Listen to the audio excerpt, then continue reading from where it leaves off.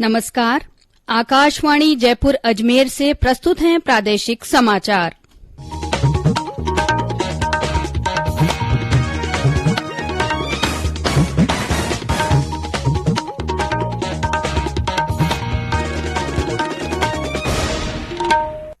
मुख्य समाचार। प्रधानमंत्री नरेंद्र मोदी का प्रदेश आगमन पर भाजपा नेताओं ने भव्य स्वागत किया। प्रधानमंत्री नरेंद्र मोदी आज नई दिल्ली में 5G सेवाओं की शुरुआत करेंगे। राष्ट्रपति द्रौपदी मुर्मू आज सबसे स्वच्छ राज्यों और शहरों को सर्वेक्षण पुरस्कार प्रदान करेंगी और मुख्यमंत्री अशोक गहलोत का आज बीकानेर, श्रीगंगानगर और हनुमानगढ़ जिले के दौरे का कार्यक्रम।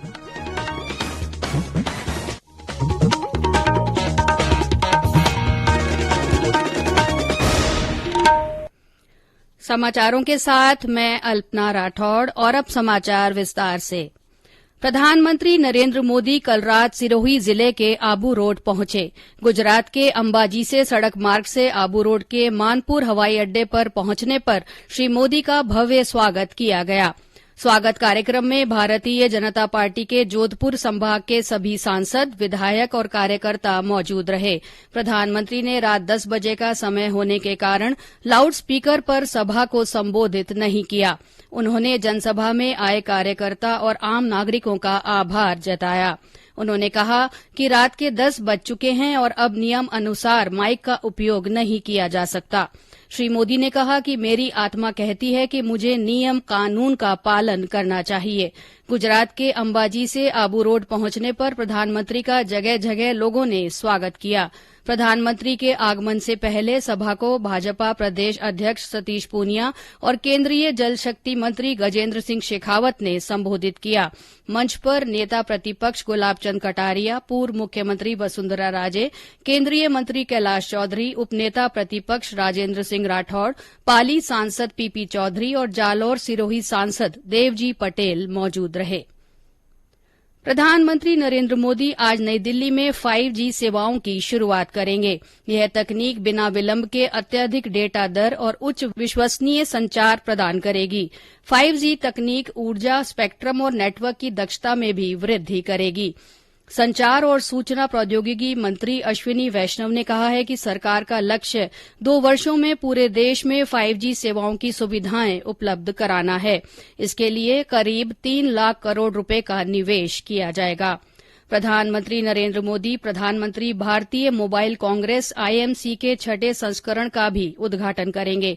4 अक्टूबर तक चलने वाले IMC 2022 का विषय है नया डिजिटल ब्रह्मांड। इस सम्मेलन में प्रमुख विचारकों, उद्यमियों, नवाचार से जुड़े लोगों और सरकारी अधिकारियों को एक साथ डिजिटल प्रौद्योगिकी के उपयोग और इसके प्रसार से उभरने वाले अनूठे अवसरों पर चर्चा का अवसर मिलेगा।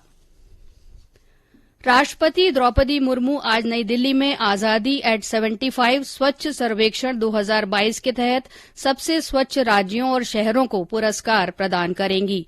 यह पुरस्कार कचरा मुक्त शहरों के दृष्टिकोण को लेकर स्वच्छ भारत शहरी अभियान की पहली वर्षगांठ के उपलक्ष्य में दिए जाएंगे। पुरस्कार समारोह में देश के कई गणमान्य व्यक्ति शामिल होंगे और विभिन्न श्रेणियों में 160 से अधिक पुरस्कार दिए जाएंगे। इस कार्यक्रम में राज्य और शहर के प्रशासक, सेक्टर पार्टनर, विषय विशेषज्ञ, साथ ही युवा संगठन, स्वच्छता कार्यकर्ता, उद्योग जगत के प्रतिनिधि, स्वच्छता और अपशिष्ट प्रबंधन क्षेत्र में काम करने वाले स्टार्टअप, शैक्षणिक संस्थान, गैर सरकारी संगठन और CSO सहित लगभग 1800 अतिथि शामिल होंगे। अंतर्राष्ट्रीय वृद्धजन दिवस के उपलक्ष्य में आज राज्य स्तरीय समारोह में सामाजिक न्याय और अधिकारिता मंत्री टीकाराम जूली जयपुर में वृद्ध कल्याण के क्षेत्र में कार्य करने वाली स्वयंसेवी संस्थाओं सहित 25 व्यक्तियों को सम्मानित करेंगे। सवाईमाधोपुर में भी सामाजिक न्याय और अधिकारिता विभाग की ओर से समाज कल्याण सप्ताह का आयोजन किया जा रहा है। इस कड़ी में निर्वाचन विभाग के निर्देश पर जिले के 100 साल और इससे अधिक उम्र वाले पंजीकृत मतदाताओं का सम्मान किया जाएगा। बाड़मेर से हमारे संवाददाता ने बताया कि जिले में 741 शतायु और इससे अधिक आयु के वरिष्ठ मतदाताओं को उनके घर जाकर सम्मानित किया जाएगा। प्रदेश में कल कोरोना संक्रमण के 66 नए मामले सामने आए हैं। जयपुर में 13, अजमेर में 12, अलवर में 10, कोटा में 9, जोधपुर में 4, सीकर में 3, 12, बूंदी, दौसा, राजसमंद और उदयपुर में 2-2, प्रतापगढ़, सिरोही, चित्तौड़गढ़, डूंगरपुर और जालौर में एक मरीज में संक्रमण की पुष्टि हुई। कल इस बीमारी से 83 मरीज स्वस्थ हुए। सक्रिय मरीजों की संख्या कम होकर 445 रह गई है। समाचारों में एक बार फिर से आपका स्वागत है। मुख्यमंत्री अशोक गहलोत आज बीकानेर, श्रीगंगानगर और हनुमानगढ़ जिले के दौरे पर रहेंगे। श्री गहलोत बीकानेर के डॉक्टर करणी सिंह स्टेडियम में जिला स्तरीय राजीव गांधी ग्रामीण ओलंपिक खेल प्रतियोगिता का अवलोकन करेंगे। इसके बाद श्री गहलोत हनुमानगढ़ के लिए रवाना हो जाएंगे। वहां भी राजीव गांधी स्टेडियम में ग्रामीण ओलंपिक खेलों का अवलोकन करेंगे। मुख्यमंत्री का इसके बाद श्रीगंगानगर जाने का कार्यक्रम है। श्रीगंगानगर के अम्बेडकर ग्राउंड के ग्रामीण ओलंपिक खेलों का अवलोकन करके मुख्यमंत्री विभिन्न विकास कार्यों के शिलान्यास और लोकार्पण भी करेंगे। प्रदेश के वन्य जीव अभ्यारण्य आज से पर्यटकों के लिए फिर से खुल गए हैं। रणथंभौर, सरिस्का सहित प्रदेश के अन्य वन्य जीव अभ्यारण्यों में आज से पर्यटन सीजन शुरू हो गया है। नए सीजन में अब फुल डे और हाफ डे सफारी की बुकिंग नहीं हो सकेगी।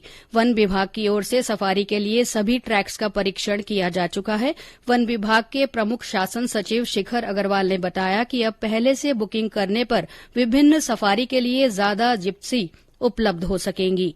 उधर सवाईमाधोपुर में वन विभाग की ओर से आज वन्य जीव सप्ताह की शुरूआत की गई। सुबह की पारी में रणथंभौर राष्ट्रीय उद्यान के गणेश धाम प्रवेश द्वार पर पर्यटकों के स्वागत के साथ ही उद्घाटन समारोह आयोजित किया गया। उप वन संरक्षक संग्राम सिंह कटियार ने बताया कि 2 अक्टूबर को सुबह पर्यटक पर्यावरण साइकिल रैली का आयोजन किया जाएगा, जिसमें पर्यटक साइकिल रैली के माध्यम से पर्यावरण संरक्षण का संदेश देंगे।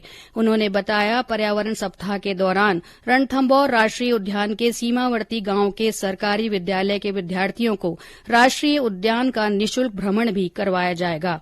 और ब्यौरा हमारे संवाददाता से। मानसून के कारण 3 माह बाद रणथंभौर राष्ट्रीय उद्यान की खूबसूरती को सबसे पहले देखने की चाहत और हसरत लिए बड़ी संख्या में लोग यहां पहुंचे हैं। नए पर्यटन सत्र के पहले दिन पहली पारी में भ्रमण पर आए देशी विदेशी वन्य जीव प्रेमियों का प्रवेश द्वार पर तिलक लगार और माल्यार्पण कर स्वागत किया गया, जहां पर्यटकों में खासा रोमांच देखने को मिला। वहीं रणथंभौर रोड के एक बार फिर से सैलानियों की रौनक से गुलजार होने से यहाँ पर्यटन व्यवसाय से जुड़े सभी लोगों में भी खासा उत्साह और जोश देखने को मिल रहा है। सतीश वर्मा, आकाशवाणी समाचार, सवाईमाधोपुर।